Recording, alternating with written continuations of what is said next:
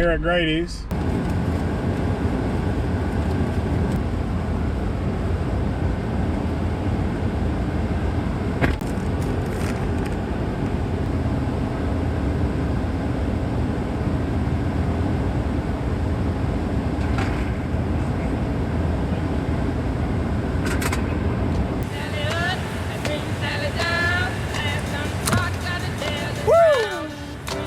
High level, so I'm going to take you through what's on the kayak. It's like none of my gear on it, right? I'm not going to go over any of that with you. I will tell you what I've learned over the last day or two out on the water with it. I will go ahead and say for the most part, this thing is awesome. Completely changes what you're doing when you're out there. I no longer feel like I'm kayak fishing. I am just fishing. That may not make much sense because I'm still in a kayak, but there is a different amount of effort that goes into fishing and trying to kayak into the perfect position to cast and to stay than what it takes with this guy to be able to stay there. This is a fishing kayak, right? Not that the Pelican 110 High Drive 2 wasn't. Still great for a recreational kayaker, but if you're trying to cover water, if you're trying to stay in place, if you're trying to do some advanced offshore stuff, dude, you're just not gonna get it done in a Pelican Catch 110 High Drive 2. You can slam the bank all day on it. That's fantastic. You can have a good time and cover, you know, 4 to 6 miles on most days. But if you want to do like I've done the last couple of days to where it's like 10 miles a day, this is your guy. Like, I have crushed some water in this guy. I haven't had a lot of luck fishing. The first one I did catch in it was also my first one standing up because I don't have the comfort to do that in a Pelican Catch 110 High Drive 2 in the type of water I was in. The biggest things that stand out to me, the stability. When I say I can stand up all day, I can stand up all day long and have no problems at all. The speed is there. It is definitely faster taking off. It's definitely faster overall averaging speed. 3.5 miles per hour average is what I saw in Navionics. So they nailed it right on the specs. This rudder is significantly better, and I don't even mean a little, I mean significantly. This rudder is long enough and comes down far enough. When you go to turn, like as soon as you turn it, you start going. It holds into position really well. There's not a lot of movement. They put this tension knob on here because apparently there's supposed to be some movement in this rudder. Some kind of, you know, cheap design thing. I think it has to do with this pin here getting loose as opposed to a bolt that would kind of stay tight from videos I've seen. You know, you're standing up fishing, you bend over, you push the pedal. When you need to turn, you bend over, you adjust the knob either way you want to go. On the Pelican, if you turn that thing right and the current catches it just right, it's going to take it the way it wants to take you. You can have it turned to the right and you can go to the left. This guy, you're standing up moving, you turn him to the right, you're going to turn to the right. Doesn't matter where the current was coming from. I had no issue at all. So turning's better. The drive is significantly better because of the speed and the distance and the stability. Those three things smoke the hell out of the Pelican Catch 110 High Drive 2, without a doubt. And not even close. But that's enough. That's the big things I want you to know. The immediate things that were better for me on day one, day two. So I didn't mention the reverse with the drive. The Pelican didn't have that.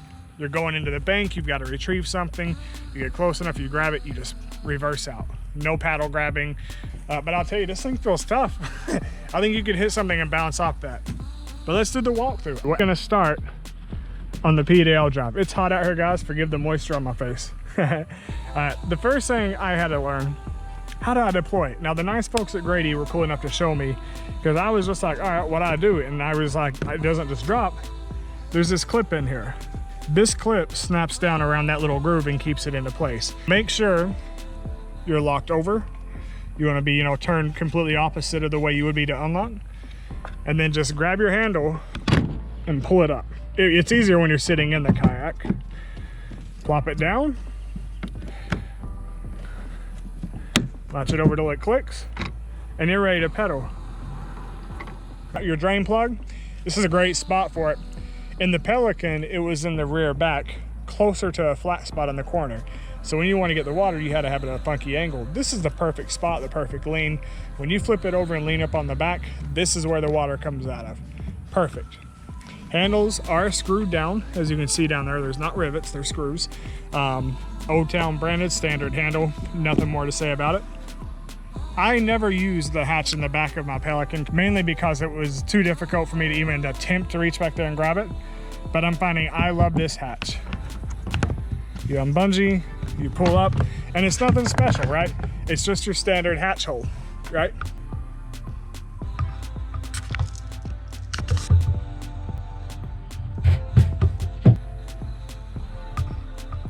But that's the hatch. You know, like I said, nothing special, but I put my dry bag in it that I normally keep on the deck with me, because this deck's a little smaller than the Pelican space-wise, actually. Like, it's, I think there's technically more room, but with the pedal drive here and the size it is, the deck does seem smaller to me as far as usable space. This makes up for it though. That big green dry bag I keep right inside of here. So wallet, keys, extra batteries, you know, electronics that I don't want to fiddle with much, but I want to have spares of. Right inside of here, seals up, it has yet to get water in it. And I had a big wave come over the front today for the first time. No water got inside of it. So it was awesome, this little hatch. So I've got a separate dry bag I put down in here, and I put my sunglasses or my standard glasses. If I'm not using my polarized sunglasses that are prescription strength, I'll put my standard glasses in here, my phone, and anything of media electronic I want to use, you know, headphone charger, things like that, right inside of this one, pop down. And dude, I found myself over the last 2 days using this so much. Never would have imagined how much I would have enjoyed this. I'm not big on putting stuff in this bungee. Like, obviously it stretches them in a weird way that you got to kind of sort it out. But I did put some soft plastics under there. I might do like 1 pack or something there in the future. You do have 2 scupper holes up here at the front. There's this big hole up here, so if you take on some water, it'll also drain there. You got 2 more here, and then you got 2 more back here under the seat. I know I could lift up the seat and show you, but this is more fun for me. Water does come in, but this design is really good. It's got this little U shape here, and a lot of the time when the water comes in when you're standing up, because water comes in when you stand up in kayaks, especially if you're a bigger guy, you're gonna get some coming in. But the important thing is it doesn't fill up, doesn't stay. This water comes in and goes right back out just as fast as I stand up or sit down. It'll maintain some, and I don't hate it. It helps keep my deck nice and cool, so I'm not even gonna use the scupper plugs. No need to, in my opinion. I don't know what that is, but the deck padding, fantastic. You know, I'm bad about dropping tools, so I have a chance of hitting this now, not making quite as much noise, which I like. Also, it gives you a good place to understand where you should be standing at, and I try and keep my feet about right there. I don't really know what these notches are for, if it's just for water to scan down or what, but they're there. I know on the bigger models, I see where, you know, they extend out a little more. People actually use them to lay their rods there, like when they're going under stuff. But that's not this. I don't think it's long enough for that. That angle just seems like it would be in your way if you tried something like that. So I don't know, maybe I'll try it at some point. Scotty rails coming down. I'm okay with having 1 long one on each side. Like, I've gone back and forth on it. You know, on the Pelican, I have 2 smaller ones, like half size, separated a little bit. But honestly, this is no change. Honestly, I don't have a preference either way. I like the color on these better, that orange. Like, you've got like 3 shades of orange. This. You got these little Plano storage box areas. I use them just for like loose crankbaits, soft plastics. This side I use for tools, sunscreen, hand sanitizer. Under my seat, I know that's made for like the Plano boxes. What I put in here is my first aid kit. Sometimes I take off my hat and put in here right now, and I have put a Plano box in there, but honestly, I've got enough space. I don't need to put a Plano box in there. I'd about rather use that for something else, so I'll figure it out. Again, the handles screwed on, they feel really solid. I don't think they're coming off anytime soon. And you got a cup holder on this side. It does hold a 32-ounce Gatorade, so whoever did that, good thinking. I'm glad you didn't give us the 20-ounce treatment, you know?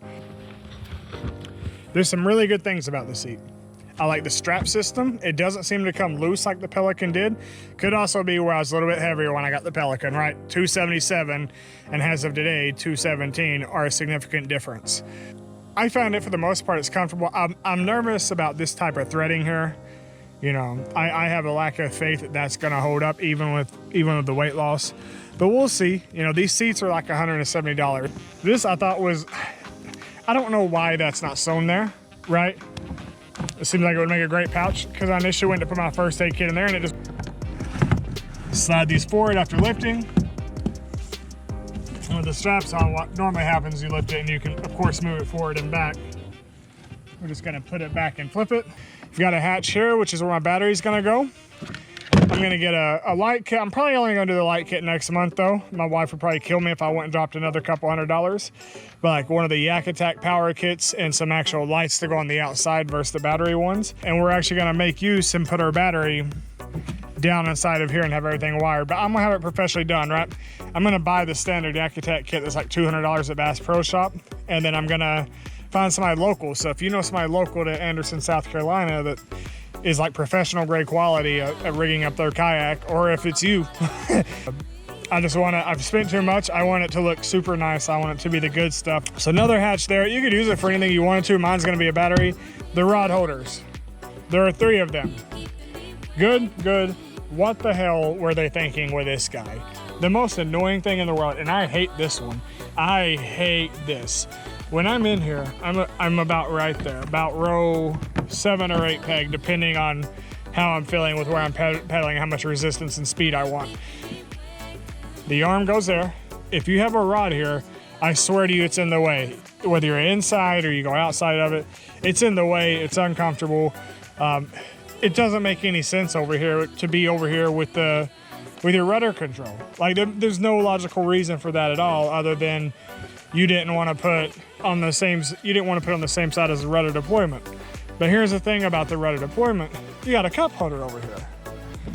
If it were me and I was designing it, I would have moved this rod holder about right here. It'd be up a little bit, but that's fine. And this cup holder over here, it'd be back a little bit, but that's fine as well. So let's say the cup holder was over here. Yeah, you'd have to reach back for it a little bit, but this rod would not be in your way coming up. It would just be straight up here. I'm gonna change the way their crate is done too. There's so much space back here in the back. I don't need to have my big cooler inside the crate. I've got enough room for a cooler and a crate back here when I'm out kayak fishing. So I can change it up and carry a little bit more gear in the rear. The rudder deployment. On the Pelican, it was a rope you pull to deploy, reverse to pull it back. This is better. Just a straight lever. Pull it, goes down. Pull it, goes up. Straightforward. Fantastic rudder, as I told you earlier, though. We're not gonna rehash that again. 4 scupper holes in the back, and what I'm finding, the Pelican constantly kept water back behind it. Like always, with the cooler back there, at the end of the day, there was always water coming up. And I think because this is a little longer, the weight's a little more distributed, and probably a little deeper, a little higher up with that W shape on the bottom too. No water has got back here on my cooler. The cooler's been dry each day, so dig that. Dig that. That's the top overview. Everything I can see to talk to you about so far concerning the top of it. You've got this kill guard back here. You've got that W shape that everybody talks about that makes it so stable. And when I say it is stable, it is stable. You know, even when I wobbled, it was because I don't have sea legs. The kayak is stable. You're not tipping out because of the kayak. If you tip out, it's because you lost your balance. That's all there is to it. But this is where your transducer goes. Sorry about this being in the way, but you just bolt it up there, run your cables through. Woo, guys, it's like 94 today. It's hot, man. I'm ready to get back in here, take a shower and edit. This is my Old Town Sportsman PDL 106. I'm having a great time out there. I'll tell you, it feels like the progression, right? When I got my Pelican Challenger 100, it felt like the bomb diggity, right? It was a little red guy. There was nothing special about it, but I love that kayak. 42 pounds, you know, take it with you everywhere you want to go. Easy to use. You're not standing in it, at least. I don't know. I would try today if I had it. I wouldn't have done it then. I progressed on to the Pelican Catch 110 high drive too. Great kayak for a recreational kayak person. Somebody not pushing, somebody not trying to catch, you know, a minimum amount of fish a day. You're gonna love that kayak. And you're gonna catch limits on it, right? My first tournament I did was here recently, and I caught a limit, used Pelican Catch 110 high drive too. So yeah, you can go out there and have some fun in it and maybe have some decent days. But if you wanna cover ground, you gotta progress. If you wanna stand, you gotta progress. If you wanna have that tight turning, which I didn't even think about, you progress. And this was the next natural progression. When you're out there with this, it feels different, right? And that's what the progression is. When you're first out there with your first kayak, it feels great. You get your next one, and that first one doesn't feel so great. Then you get another one, and if it's an improvement, it instantly feels great.